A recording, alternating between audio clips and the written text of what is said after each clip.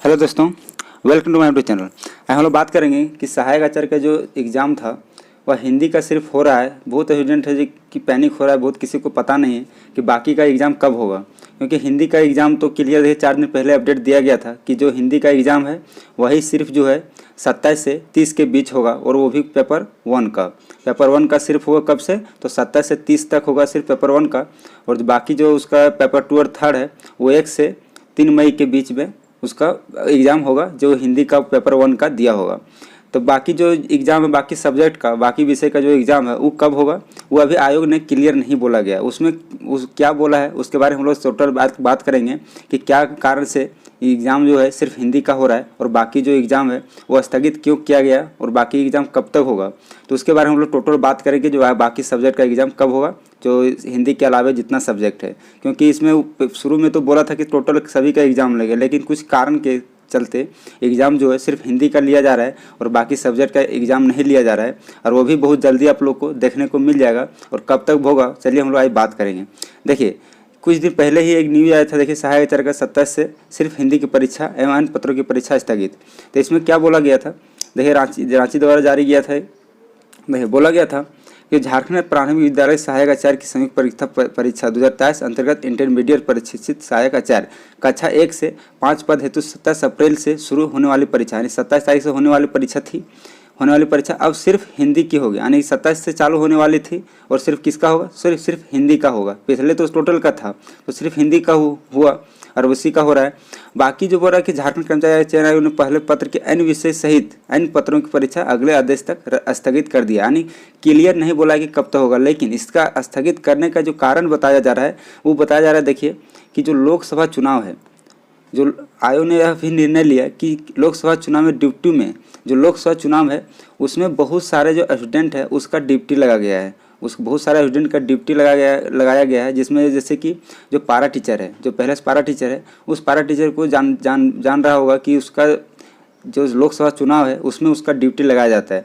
तब ड्यूटी लगाने के चलते वो अपना एग्ज़ाम पर नहीं जा पाएंगे और नहीं बैठ पाएंगे, जिसके चलते से इस एग्ज़ाम को उन्हीं लोग जो पारा टीचर है वही सब अपना एप्लीकेशन डाला गया था।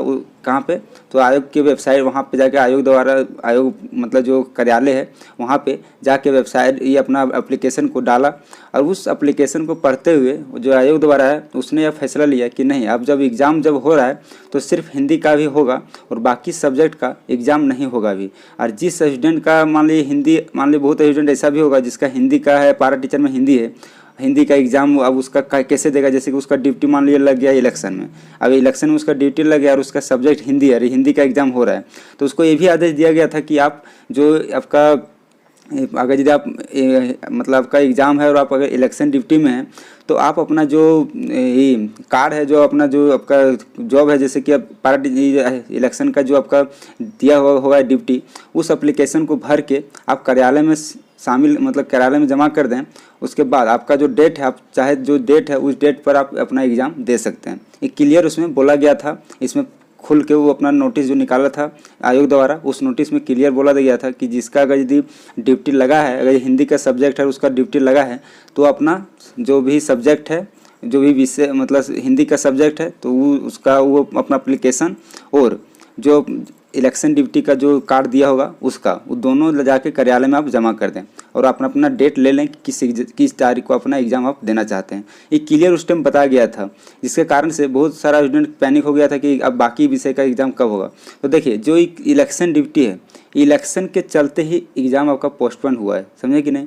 इलेक्शन के चलते जब आपका एग्ज़ाम पोस्टपोन हुआ है तो बहुत जल्दी आपका इलेक्शन के बाद ही जो बाकी जो सब्जेक्ट के है उस सब का एग्ज़ाम के बाद ही, अब जो इलेक्शन के बाद ही आपको आपका एग्ज़ाम देखने को मिलेगा।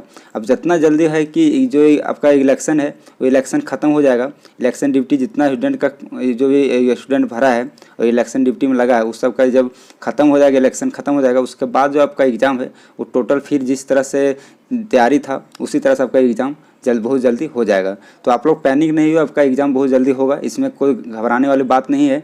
इसमें इलेक्शन ड्यूटी के चलते, वो भी आयोग द्वारा नहीं, जो पारा टीचर है, बाकी जो स्टूडेंट भरे थे फॉर्म, उसी सब के मतलब जो उसी सब के सहयोग से, यानी उसी सब का मतलब क्या बोलते हैं उसको, प्रपोजल भेजा गया वहाँ पे आयोग के पास, उसी के कारण से ये एग्ज़ाम को आगे पोस्टपोन किया गया है। बाकी इसमें कोई दिक्कत नहीं कि एग्ज़ाम नहीं होगा, एग्ज़ाम होगा, पैनिक नहीं होइए। आप लोग अपना तैयारी करते रहिए बहुत जल्दी, क्योंकि आप इतना दिन से तैयारी किए हैं तो उस तैयारी को इधर उधर बहकावे में मत लगाइए। अपना एग्ज़ाम के लिए जितना तैयारी किए, मेहनत किए, उस एग्ज़ाम को जारी रखने के लिए आप थोड़ा मेहनत और कीजिए और बहुत जल्दी आपको एग्ज़ाम भी मिल जाएगा। ये इलेक्शन नहीं रहता तो आपका एग्ज़ाम भी हो जाता है, इसमें जल्दी, बहुत जल्दी हो जाता है।